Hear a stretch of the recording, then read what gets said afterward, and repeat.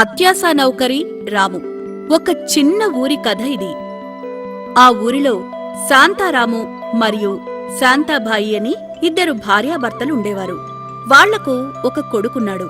అతడు సిటీలో ఉద్యోగం చేస్తుండడం వల్ల తన తల్లిదండ్రుల దగ్గర ఉండేవాడు కాదు.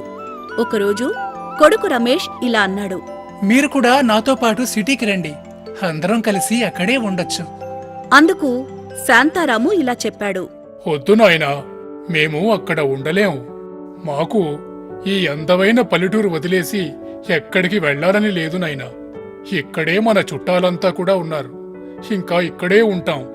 అందుకు రాము ఇలా చెప్పాడు, కానీ మీరు నాతో వస్తే బాగుంటుంది. నాయనా, నీవు మా గురించి బెంగ పెట్టుకోకు. మేమిక్కడ జాగ్రత్తగా ఉంటాం. ఇక్కడ మాకు తోడుగా మా పనివాడు రాము కూడా ఉంటాడు. నువ్వు నీ ఉద్యోగం గురించి ఆలోచించు. నీ ఆరోగ్యం జాగ్రత్త. మా ఆశీర్వాదాలు నీకెప్పుడూ ఉంటాయి. అనగానే రమేష్ తిరిగి నగరానికి బయలుదేరాడు. ఇప్పుడు ఇంట్లో శాంతారాము, శాంతాబాయి ఒంటరిగా ఉంటున్నారు. మరియు వాళ్లకు తోడుగా పనివాడు రాము. రాము ఇంట్లో అన్ని పనులు చేస్తుండేవాడు. ఇల్లు శుభ్రపరచడం, నీళ్లు నింపడం, వంట చేయడం. రాము చాలా సంవత్సరాలుగా పనిచేస్తుండడం వల్ల వారికతని మీద పూర్తిగా నమ్మకం ఉండేది. రాము వారిద్దరికీ చాలా సేవ చేసేవాడు. పనంతా అయ్యాకే ఇంటికి వెళ్లేవాడు. ఇంటికి వెళ్లగానే తన భార్య ఇలా అడిగింది, ఈ మధ్య ఇంటికి రావడానికి చాలా సమయం పడుతోంది, ఎందుకు? ఏం చెయ్యాలి, ఈ మధ్యన ఇంటి పని అంతా నేనే చెయ్యాల్సి వస్తున్నది.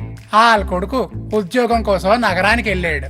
పాపం వాళ్ళిద్దరే ఇప్పుడు ఒంటరిగా ఉంటున్నారు.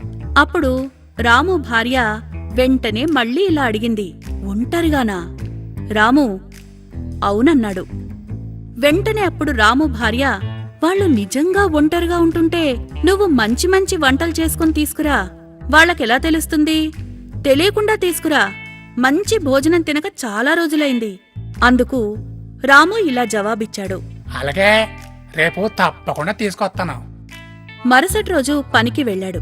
ఇంట్లో మొత్తం పనిచేశాడు. చివరిలో తన భార్య కోసం దొంగతనంగా మంచి భోజనం తయారు చేసి ఇంటికి తీసుకువెళ్లడం మొదలుపెట్టాడు. అలా సాగుతూ వచ్చింది చాలా రోజులు.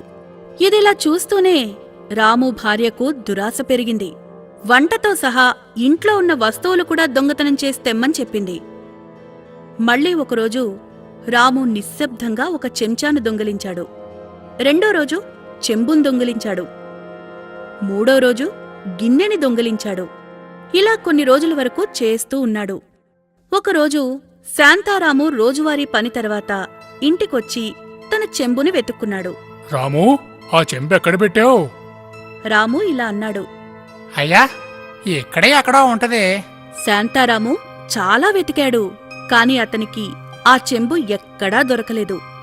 ఆ తర్వాత రోజు శాంతాబాయి తన చెంబు కోసం మరలా వెతకడం మొదలుపెట్టింది. కాని ఆవిడకి కూడా అది దొరకలేదు.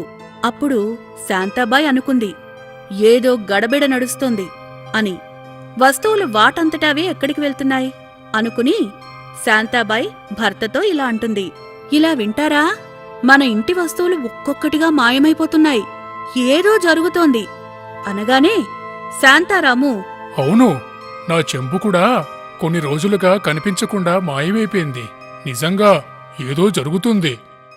మరుసటి రోజు శాంతారాం బయటికి వెళ్లి 3-4 తేళ్లను పట్టుకుని ఒక డబ్బాలో పెట్టి ఇంట్లోకి తీసుకొస్తాడు. రామున్ చూసి ఇలా అంటాడు, రాము, ఈ డబ్బాని అలా మంచం పక్కన పెట్టు. ఇందులో బంగారపు వస్తువులున్నాయి. రేపు డబ్బాని తీసుకువెళ్ళి బ్యాంకులో పెట్టాలి. రాము ఆ డబ్బాను శాంతారాము మంచం పక్కన పెడతాడు. అలా పెట్టి వెళ్లి తన రోజువారీ పని చేస్తుంటాడు. కాని పని చేస్తున్నా కూడా ధ్యాస మొత్తం ఆ డబ్బా మీదే ఉంది. ఎప్పట్లాగానే మధ్యాహ్నం భోజనం తర్వాత శాంతారాము అతని భార్య పడుకున్న తర్వాత అత్యాశతో రాము ఆ డబ్బా దగ్గరికి వెళ్లి దాన్ని తెరిచాడు. ఆ డబ్బాలోంచి 3 తేళ్లు బయటకొచ్చాయి. అది చూసి రాము భయపడ్డాడు. అక్కడా ఇక్కడకు పరిగెట్టాడు. అమ్మా, ఇందులో తేళ్లున్నాయి, నన్ను కొట్టేస్తున్నాయి, కాపాడండి, కాపాడండి బాబాయ్ అని అరవగానే ఆ అరుపులకి శాంతారాము అతని భార్య మేల్కొనొచ్చి ఆ తేళ్లను మళ్లీ డబ్బాలోకి వేసి మూసేస్తారు.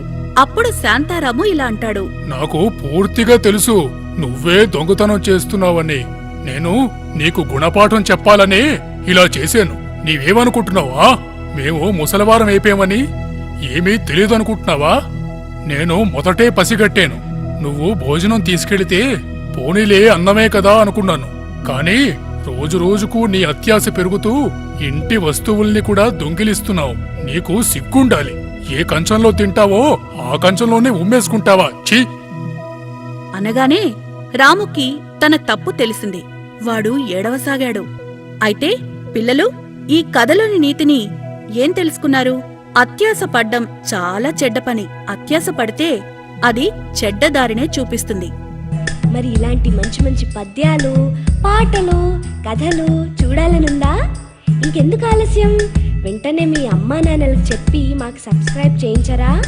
ఈలోగా మేము మీకోసం బోలెడు వీడియోలను తయారు చేసే ప్రయత్నంలో ఉంటాం. అంతవరకు సెలవా మరి. టాటా.